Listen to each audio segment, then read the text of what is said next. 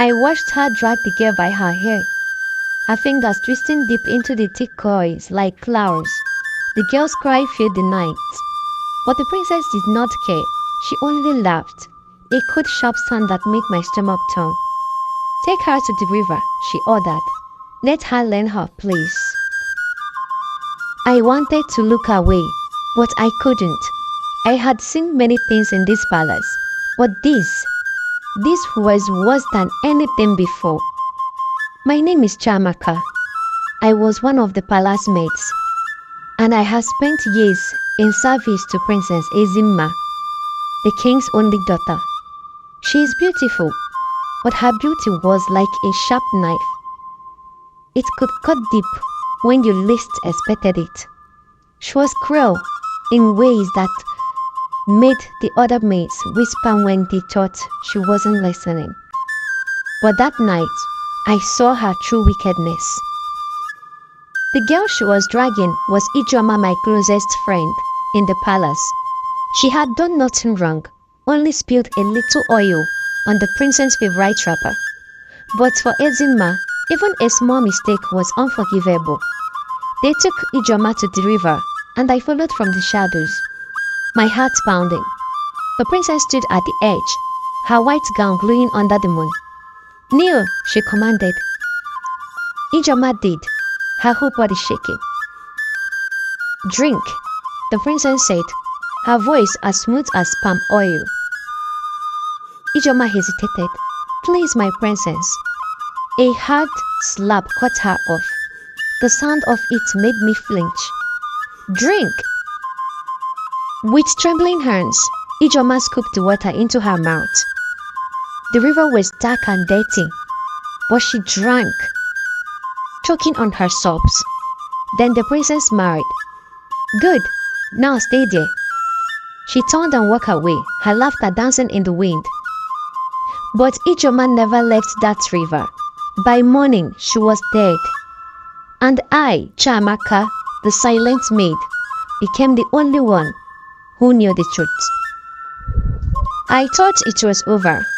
I thought Ijoma was gone forever. But I was wrong. It started 3 nights after she died. The palace grew colder at night, and the air felt heavy, like something unseen was watching. The other maids whispered about strange noises, the sound of dripping water where there was none, quiet sobs echoing in empty halls. Then the first person saw her. One of the guards, a man known for his bravery, ran screaming from his post near the river. He swore on his mother's grave that he saw a girl standing in the water, her eyes pale and lifeless, her gown soaked, clinging to her thin frame. "Ijoma," he whispered in fear. "She's back." Princess Ezimma did not believe at first. She laughed when the news reached her, calling the guard a coward. "Ghosts do not exist," she said. "Only fools believe such things." But then the dreams began. Every night, Ezimma would wake up, gasping, her body drenched in sweat. She saw Ijoma in her sleep, standing at the foot of her bed, whispering her name. The princess tried to ignore it, but the whisper grew louder. Sometimes they came even when she was awake. And then, one night, the whisper turned into screams. The entire palace heard it. The piercing wail of a girl, rising from the water, filling the night with horror. The sound shattered the silence, making even the bravest warriors shiver. The servants began to fear the water, refusing to go near it after sunset. I knew what was happening. Ijoma had not left. She had come back, and she wanted justice. One night, as I lay in my small corner of the servants' quarters, I heard it, a soft sound of wet footsteps. My heart pounded as I turned my head, and there she was, Ijoma. Her skin was pale, her eyes hollow and filled with sorrow, water dripping from her hair, forming dark bordeaux on the floor. She looked at me, her lips barely moving.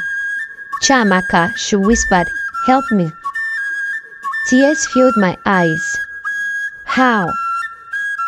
She lifted her hand and pointed towards the palace, towards Ezimma's chambers. Ijoma did not want to hunt the princess. She wanted justice, and she had chosen me to deliver it. I had a choice: to stay silent and let the princess live in her wickedness, or to bring the truth to light, no matter the cost. And as I stared into Ijoma's sorrowful ghostly face, I knew what I had to do. Ijoma's ghost stood before me, her wet, lifeless eyes holding mine. "Help me," she whispered again. My hands trembled, but I nodded. I couldn't ignore her. I couldn't let Ezimma escape what she had done.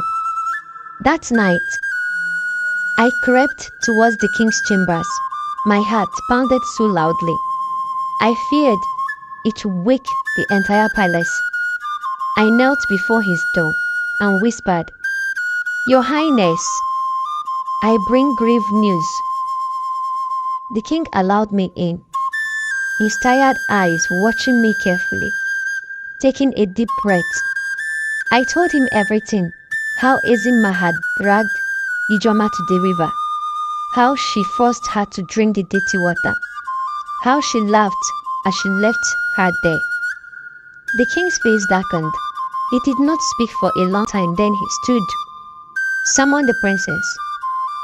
When the guards fetched Ezimma, she looked irritated. "Why am I being disturbed at this hour?" she snapped. But when she saw my face, her expression changed. "You," she hissed. "You dare?" Before she could finish, a gust of wind rushed through the chamber. The candles flickered, the air turned icy, and a chilling voice echoed through the room. "Ezimma." The princess stiffened. The king's eyes widened. The guards stepped back, clutching their spears, and then she appeared, Ijoma. She stood in the doorway, drenched in river water, her dark eyes filled with sorrow and rage. Ezimma screamed, "No! You are dead!" But Ijoma stepped forward. The princess stumbled back, tears streaming down her face. "Father, please save me," she pleaded. The king said nothing. He only watched, his face paled with sorrow. Ijoma raised a trembling hand and pointed at Ezimma. "Justice," she whispered. And then, before anyone could stop it, Ezimma gasped. Her body convulsed, her fingers clawing at her throat as if something unseen was choking her. She fell to the ground, her breath coming in short, desperate gasps. Her once beautiful face twisted in pain, her body shaking violently. Then she went still. The room was silent. The king slowly turned to me. "She's gone," he said, his voice hollow.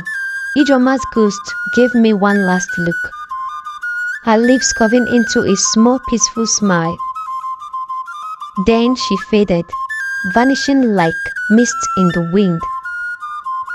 The next morning, the king declared Ezimma's crimes to the people. He ordered her body buried away from the royal tombs, a sign that she was no longer worthy of honor. As for me, I left the palace.